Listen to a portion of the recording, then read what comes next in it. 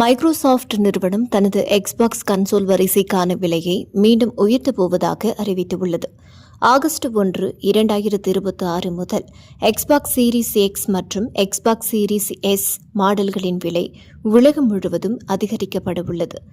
அமெரிக்காவில் கடந்த ஓராண்டுக்குள் Xbox console விலையை 20 முதல் 70 வரை உயர்த்திய நிலையில் இந்த திருத்தம் வந்துள்ளது. விலை உயர்வுடன் சேர்த்து 2 TB எக்ஸ்பாக்ஸ் கன்சோல் மாடல் நிறுத்தப்படுவதையும் மைக்ரோசாஃப்ட் உறுதிப்படுத்தியுள்ளது. எக்ஸ்பாக்ஸ் ஒயர் பதிவின்படி 512 GB மாடல்கள் 100 விலையேற்றத்தையும் 1 TB மாடல்கள் 150 விலையேற்றத்தையும் சந்திக்கும்.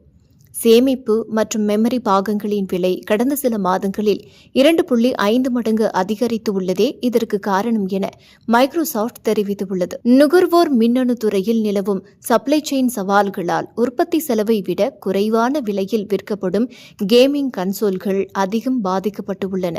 உற்பத்தி செலவு. கேமிங் கன்சோல்கள் தயாரிக்கும் போது நிறுவனங்கள் ஒரு யூனிட்டிற்கு நஷ்டத்துடன் விற்கின்றன. அதாவது தயாரிப்பு செலவை விட குறைவான விலை.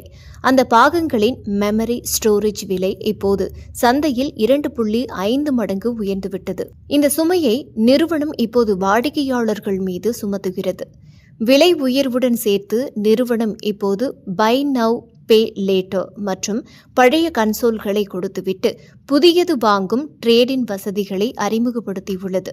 இதன் மூலம் வாடிக்கையாளர்களை தக்க வைக்க முயல்கிறது. கேமிங் கன்சோல் சந்தையில் ரேசர் அண்ட் பிளேட் என்ற மாடலை நீண்ட காலமாக பின்பற்றுகிறது. கன்சோல்களை நஷ்டத்திற்கு விட்டுவிட்டு கேம்கள் மற்றும் சந்தா சேவைகள் கேம் பாஸ் மூலம் லாபம் ஈட்டுவதே இந்த உத்தி.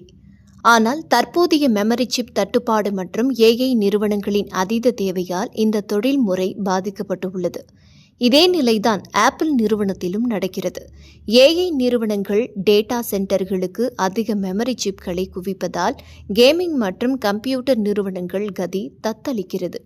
சமூக வலைதளங்களில் கேமர்கள் மத்தியில் இந்த தகவல் கடும் அதிருப்தியை உருவாக்கியுள்ளது. விலையேற்றம் மற்றும் 2 TB மாடல் நீக்கம் என்பது பெரிய விவாத பொருளாகியுள்ளது.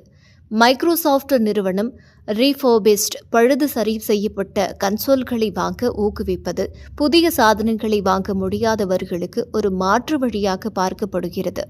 எதிர்காலத்தில் கேமிங் சாதனங்களின் விலை மேலும் அதிகரிக்கும் என மைக்ரோசாஃப்ட் மறைமுகமாக எச்சரித்துள்ளது. புதிய கன்சோல் வாங்குவதற்கு பதில் மைக்ரோசாஃப்டின் சர்டிஃபைடு ரீஃபோபிஸ்ட் கன்சோல்களை தேர்வு செய்வது புத்திசாலித்தனம்.